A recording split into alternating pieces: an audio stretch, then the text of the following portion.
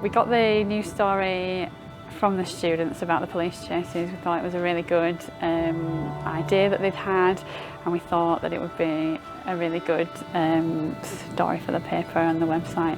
It's just the sort of thing that our readers are interested in, the sort of thing that affects people's daily lives in Bradford, and it's a really good thing for them to focus on. Journalism is sort of a way to unravel a lot of mysteries in this world. The story was mainly about police chases in Bradford because they affect a lot of people, so that's where the idea came from.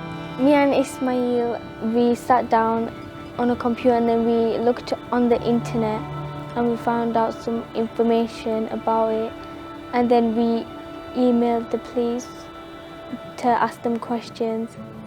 Before I wrote the article, I didn't know that you could email the police and ask them information.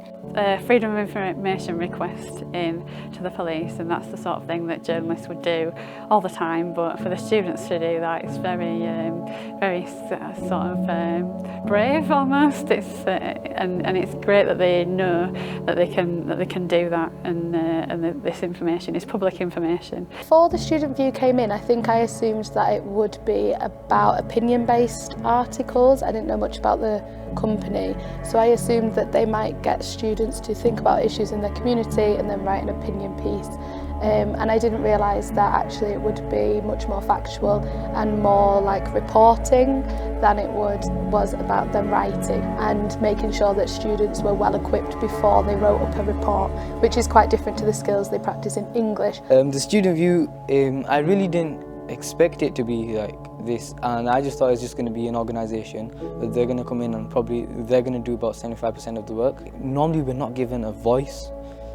People think, oh, you're too young, and they just go over your opinion, don't really listen to you. The programme mainly changed my opinion on this quite a bit, because wherever we got mentioned, it had our name written right underneath it. I think it's really important that students feel confident to express their opinion. I feel like any teacher will tell you that young people do have strong opinions, and it's a little bit of a stereotype that students don't care or spend a lot of time on social media, and I think that actually young people have got really strong opinions about the world around them, and perhaps the reason we don't always see that is because they don't have much of a platform.